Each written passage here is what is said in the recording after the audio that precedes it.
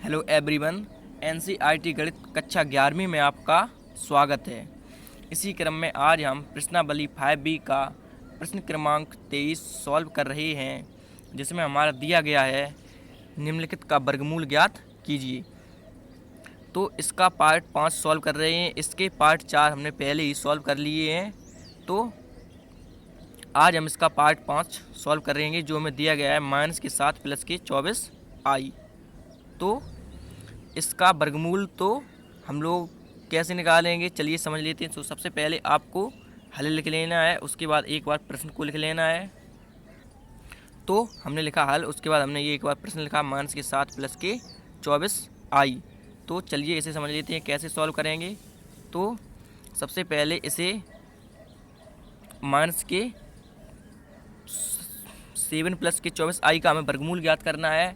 तो अगर मैं आपसे कहूँ कि आप इसका वर्गमूल बताइए, अंडर रूट 100 का वर्गमूल बताइए, तो यानी कि 100 का वर्गमूल बताइए, तो सबसे पहले अंडर रूट हम लोग लगा देंगे। उसके बाद इसका कितना आ जाएगा, 10 आ जाएगा। और मैं आपसे कहूँ कि 144 का वर्गमूल बताइए, तो आप कहेंगे 12 हो जाएगा। तो इसी प्रकार से अगर मैं आपसे माइनस के 7 प्लस 24 के i का वर्गमूल पूछें, तो आप सोचने लगेंगे कि इसका वर्गमूल क्या होगा।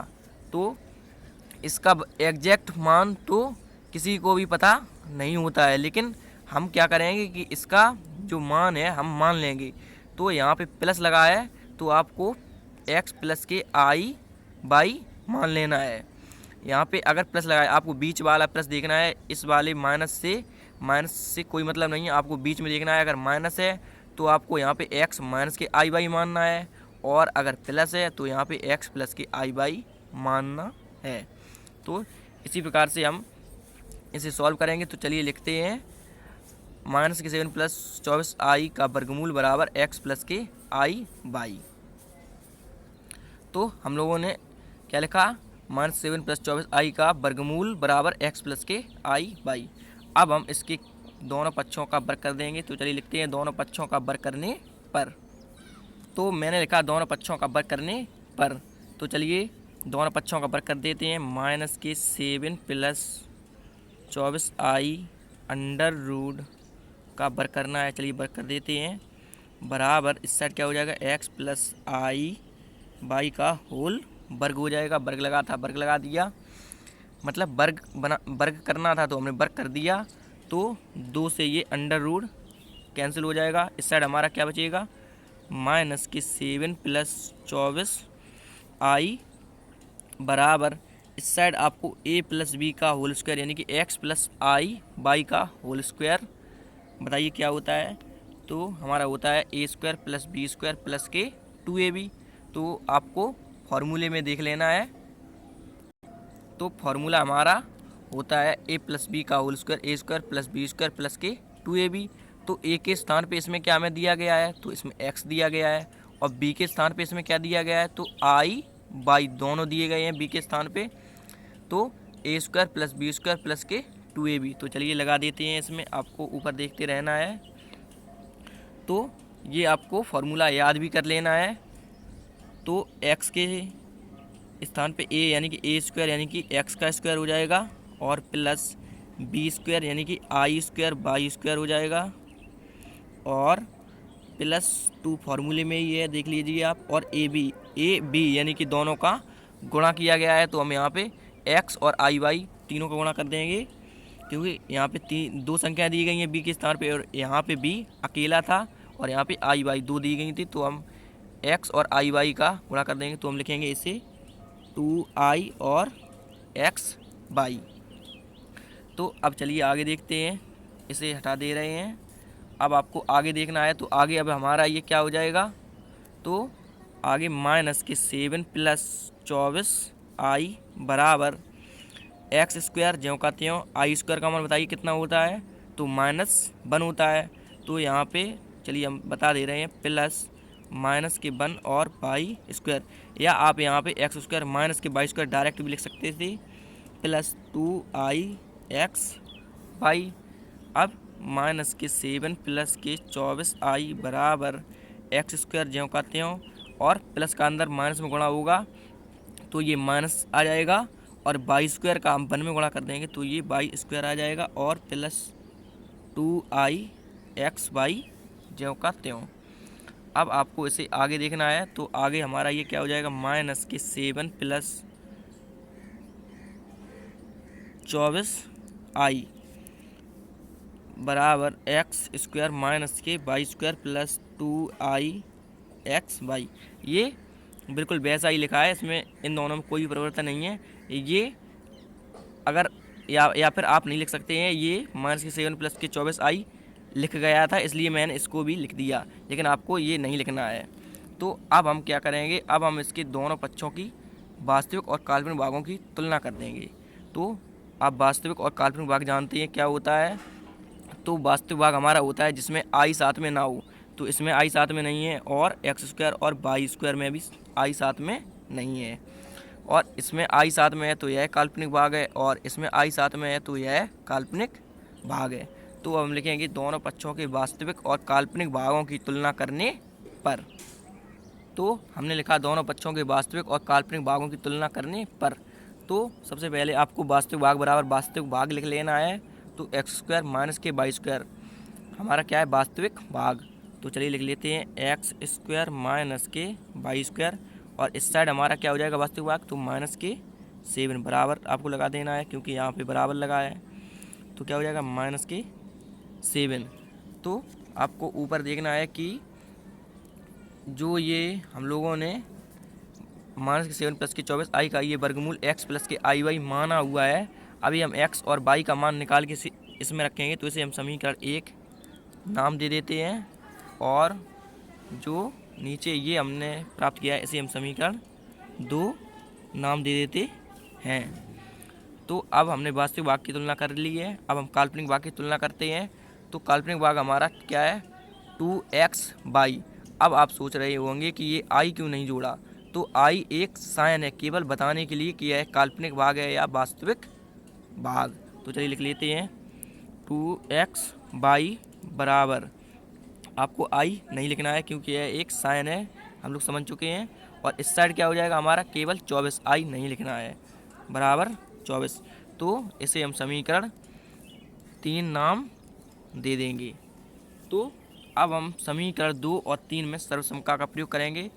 तो समीकरण हमें 1 से लेके 3 तक प्राप्त हैं, तो समीकरण 2 और 3 में ही हम सर्वसमता का क्यों प्रयोग करेंगे। तो चलिए देख लेते हैं हमारी सर्वसमता होती है। तो सर्वसमता हमारी क्या होती है, तो ये आप देख लीजिए, सर्वसमता हमारी होती है x² + y² का होल स्क्वायर बराबर x² - के y² का होल स्क्वायर प्लस 2xy का होल वर्ग या होल स्क्वायर। तो समीकरण 2 और 3 में हम सर्वसमता का इसलिए प्रयोग कर रहे हैं क्योंकि आप देख लीजिए कि x² - y² का मान हम लोगों को पता है -7, और 2xy का भी मान पता है 24। तो इसीलिए हम सर्वसमता का प्रयोग 2 और 3 में ही प्रयोग कर रहे हैं। तो अब आपको इसमें आगे देखना है कि आगे हमारा क्या हो जाएगा। तो आप इसे ऐसे भी सॉल्व कर सकते थे कि 2 से ये कैंसिल करके और x का मान निकाल के, x या y का मान निकाल के इसमें रख देंगे, तो उससे भी आपका आंसर आ जाएगा। लेकिन हम यहाँ पे सर्वसमता का प्रयोग कर रहे हैं क्योंकि सर्वसमता से हमें समझने में या सॉल्व करने में आसानी होती है। तो हम लिखेंगे समीकरण 2 और 3 में सर्वसमता के प्रयोग से। तो हमने लिखा समीकरण 2 व 3 में सर्वसमता के प्रयोग से हमने ये सर्वसमता भी लिख ली है, x² + y² का होल स्क्वायर बराबर x² - y² का होल स्क्वायर प्लस 2xy का होल स्क्वायर। तो अब इसमें आपको समीकरण 2 और 3 हमने यहाँ पे लिखा हुआ है, तो आपको समीकरण 2 और 3 से ही इसमें मान रख देने हैं। तो चलिए लिखते हैं x² + y² का होल स्क्वायर बराबर x² y² का मान बताइए। समीकरण 2 आपको देखना है, तो -7 है, और इस पे वर्ग लगा था तो आपको वर्ग लगा देना है, प्लस 2xy का मान बताइए। समीकरण 3 में देख लीजिए, तो इसका मान 24 है, तो इस पे वर्ग लगाया, आपको वर्ग लगा देना है। उसके बाद x² + y² का होल स्क्वायर बराबर माइनस के 7, यानी कि इसका वर्ग क्या होगा बताइए आप। तो आप कहेंगे 49 या 49, क्योंकि 7 का वर्ग 49 होता है और ये माइनस माइनस प्लस हो जाएगा। प्लस 24 का वर्ग बताइए 576 होता है। अब आपको ये दोनों ऐड कर देने हैं। तो X square plus Y square का होल स्क्वायर बराबर 9 और 6 15 की 5 हासिल 1 और 7 और 4 11 और ये हासिल वाली कितने हो जाएंगे 12 और हासिल 1 5 और 1 6, ये 625 हो जाएंगे। और 625 का आप वर्गमूल बताइए कितना होगा। तो X square plus Y square 625, ये 25 का वर्ग है। तो इसे आप समीकरण 4 नाम दे दीजिए। अब हम समीकरण दो और 4 को सॉल्व कर लेंगे, जिससे हमें एक्स और वाई का मान पता चल जाएगा। तो हम समीकरण 2 और 4 को ही सॉल्व क्यों कर रहे हैं, क्योंकि यह एक्स स्क्वायर और वाई स्क्वायर के फॉर्म के दोनों हैं। तो चलिए लिखते हैं समीकरण 2 और 4 को सॉल्व करने पर, या समीकरण 2 और 4 को हल करने पर। तो हमने लिखा समीकरण 2 व 4 को हल करने पर। तो ये समीकरण 2 है, इसे समीकरण 2 नाम दे दीजिए, और ये समीकरण 4 है, इसे समीकरण 4 नाम दे दीजिए। अब आपको इसमें ध्यान से देखना है कि ये माइनस का वाई स्क्वायर और प्लस का वाई स्क्वायर दोनों कैंसिल हो जाएंगे, और ये एक्स स्क्वायर और एक्स स्क्वायर जुड़ जाएंगे। तो ये कितने हो जाएंगे 2x स्क्वायर, और बराबर ये माइनस का 7 है, ये प्लस का 25 है। तो 25 में से ये 7 जाएंगे, कितने बचाएंगे हमारे प्लस के 18। अब एक्स स्क्वायर बराबर ये 18 है, और ये 2 गुणा में है तो इस साइड ये भाग में आ जाएंगे, और आगे एक्स स्क्वायर बराबर 2 निम 18, ये 9 से कैंसिल हो जाएगा। अब आपको आगे ध्यान से देखना है कि एक्स का, अब हम दोनों पक्षों का वर्गमूल ले लेंगे। तो एक्स स्क्वायर का एक्स हो जाएगा, और इसका प्लस माइनस के 3 हो जाएगा।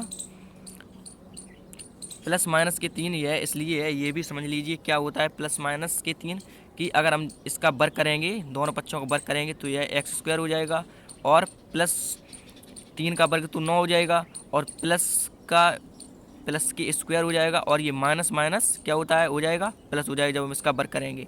तो तीनों प्लस में हो जाएंगे ये, यानी कि प्लस का स्क्वायर हो जाएगा और माइनस का भी स्क्वायर हो जाएगा। तो माइनस का जब स्क्वायर होएगा तो ये प्लस बन जाएगा, तो प्लस ये बन जाएंगे। तो हम प्लस आगे नहीं लिखते हैं, तो इसलिए 9 डायरेक्ट लिख देंगे, और ये प्लस माइनस से कोई भी प्रभाव नहीं पड़ता है। तो अब हम एक्स का मान समीकरण, जब हमने एक्स का मान प्राप्त कर लिया है, तो हम एक्स का मान समीकरण 2 या 3 या 4 में कोई में भी रख देंगे। तो चलिए हम समीकरण 2 में रख देते हैं। तो हम लिखते हैं एक्स का मान समीकरण 2 में रखने पर। तो हम लिखते हैं एक्स का मान समीकरण 2 में रखने पर, एक्स का मान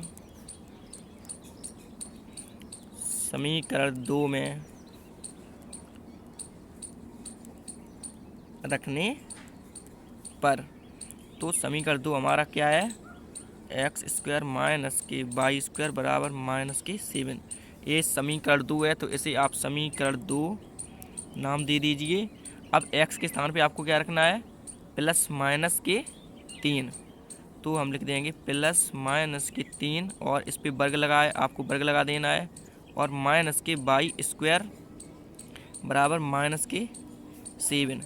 अब आपको आगे ध्यान से देखना है कि ये, अब हम इसका वर्ग करेंगे तो प्लस का वर्ग प्लस ही हो जाएगा, प्लस का स्क्वायर हो जाएगा, और ये माइनस का वर्ग क्या हो जाएगा, माइनस माइनस 2 बार लिखेंगे, क्योंकि जब 3 का वर्ग करेंगे तो 3 गुणित 3 लिखेंगे, और माइनस का जब वर्ग करेंगे तो माइनस गुणित माइनस लिखेंगे, तो माइनस माइनस प्लस हो जाएगा।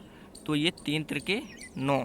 तो जब आगे प्लस आ जाएगा तो प्लस नहीं लिखते हैं, और ये माइनस का जो 7 है, इसे हम बराबर के इस साइड लेके आएंगे, तो ये प्लस का हो जाएगा, और माइनस का वाई स्क्वायर हम इस साइड लेके आएंगे, तो ये भी प्लस का हो जाएगा। तो अब आपको आगे ध्यान से देखना है कि वाई स्क्वायर, अब हम इसे एक बार पलट के लिख देंगे, वाई स्क्वायर बराबर 9 + 7। हमने इसे एक बार पलट के लिख दिया है, बराबर वाली संख्या इस साइड लिख दी है, तो अब आपको आगे ध्यान से देखना है। बाई स्क्वायर बराबर 9 और 7 प्लस लगाए तो इन्हें ऐड कर दीजिए 16 और बाई बराबर प्लस माइनस के 4, इसका वर्गमूल 4 आ जाएगा। तो ये प्लस माइनस हमने क्यों लिखा, क्योंकि इससे कोई प्रभाव नहीं पड़ेगा। इसका जब हम वर्ग करेंगे दोनों पक्षों का तो ये बाई स्क्वायर और ये 16 ही प्राप्त हो जाएगा। माइनस का वर्ग माइनस माइनस प्लस कैंसिल हो जाएगा और प्लस हम नहीं लिखते हैं। तो ये हमने x और y के मान प्राप्त कर लिए हैं। अब ये x और y के मान हम लोगों को समीकरण 1 में रख देने हैं। चलिए लिखते हैं x और y का मान समीकरण 1 में रखने पर। तो हम लोगों ने लिखा कि x और y का मान समीकरण 1 में रखने पर। तो समीकरण 1 यह है तो इसे समीकरण 1 नाम दे दीजिए। तो हम x और y का मान समीकरण 1 में ही क्यों रख रहे हैं, क्योंकि x और y हम लोगों ने यानी कि x प्लस के आई वाई हम लोगों ने माना हुआ था। तो हम x के स्थान पे x का मान और y के स्थान पे y का मान रख देंगे तो हमें इसका क्लियर मान पता चल जाएगा। तो जिससे हमारा माइनस के 7 प्लस 24 आई का वर्गमूल पता चल जाएगा। चलिए लिखते हैं। तो इसे माइनस 7 प्लस 24 आई जो कहते हैं बराबर x प्लस आई वाई। एक्स का मान बताइए कितना है। तो आप ऊपर देख सकते हैं कि x का मान हमारा दिया गया है प्लस माइनस के 3 दिया गया है। चलिए लिख देते हैं प्लस माइनस के 3 और ये वाला प्लस ज्यों का त्यों और आई भी ज्यों का त्यों, क्योंकि आई और बाई ये गुणा में है तो हम इसे बाई का मान ब्रैकेट में लिख देते हैं प्लस माइनस के 4। बाई का मान कितना है प्लस माइनस 4। अब आपको यहीं पे या फिर आप छोड़ सकते हैं या फिर आगे भी सॉल्व कर सकते हैं। इसमें से कॉमन ले लेंगे हम। माइनस के 7 प्लस 24 आई बराबर, इसमें से बताइए दोनों में कॉमन क्या है। मतलब प्लस के इस साइड वाली संख्या में आपको जो हो और प्लस के इस साइड वाली संख्या में भी जो हो, तो जो होगा उसे हम क्या बाहर निकाल लेंगे। तो प्लस माइनस हमें दोनों में दिख रहा है, प्लस माइनस यहाँ भी है और यहाँ भी है। और अंदर अब हमारा क्या बच जाएगा 3 प्लस 4 का इस आई में, क्योंकि प्लस माइनस तो हमने कॉमन ले लिया है और ब्रैकेट का मतलब गुणा है तो 4 का आई में गुणा कर देंगे तो हमारा ये 4 आई आ जाएगा। तो यही हमारा आंसर हो जाएगा। माइनस के 7 प्लस के 24 आई बराबर इसका वर्गमूल कितना है प्लस माइनस 3 प्लस 4 आई। तो यही हमारा आंसर हो जाएगा। तो इसी क्रम में अब हमने इसका यह पार्ट 5 सॉल्व किया था। तो अब हम आगे इसका पार्ट 6 यानी कि जो हमारा लास्ट पार्ट बचा हुआ है उसे भी सॉल्व कर लेंगे। तो इसी क्रम में अगला पार्ट सॉल्व करेंगे। तो आशा करता हूँ कि यह प्रश्न आपको समझ में आ गया होगा। तो एक बार चलिए प्रोसेस इसकी समझ लेते हैं क्या होती है। तो प्रोसेस इसकी यह होती है कि माइनस के 7 प्लस 24 आई यानी कि ये मान हमें दिया गया था तो हमने इसका वर्गमूल x प्लस के आई वाई माना। उसके बाद हमने इसे समीकरण 1 बना दिया। फिर हमने इसके दोनों पक्षों का वर्ग कर दिया तो हमें जिससे ये LHS और ये RHS प्राप्त हुई। उसके बाद हमने x स्क्वायर माइनस के वाई स्क्वायर यानी कि वास्तविक और काल्पनिक भागों की तुलना कर दी तो हमें 2 समीकरण प्राप्त हुए। उसके बाद हमने इसमें सर्वसमता का प्रयोग किया तो हमें ये समीकरण चौथा प्राप्त हो गया। फिर हमने देखा कि x स्क्वायर और वाई स्क्वायर के फॉर्म का समीकरण ऊपर हमने एक बनाया हुआ है जिसे हमने समीकरण 2 नाम दिया था। फिर हमने समीकरण 2 और समीकरण 4 को एक ही रूप का पाया तो हमने समीकरण 2 और 4 को हल किया। तो जब इसे हमने हल किया तो हमने x का मान प्राप्त किया। फिर x का मान हमने समीकरण 2 में रख दिया तो हमने y का मान प्राप्त कर लिया। और जब हमने x और y के मान प्राप्त कर लिए तो हमने समीकरण 1 में रख दिए, क्योंकि हमने x प्लस आई वाई माना था। तो हमने जब हमें x और y के मान ही ज्ञात करने थे तो हमने x और y के मान ज्ञात करके इसमें रख दिए। तो इसी के साथ हमने फिर प्लस माइनस 3 प्लस के 4 आई इसका वर्गमूल प्राप्त किया। तो अब इसी के साथ अगला प्रश्न सॉल्व करेंगे यानी कि इसका पार्ट 6। Thank you.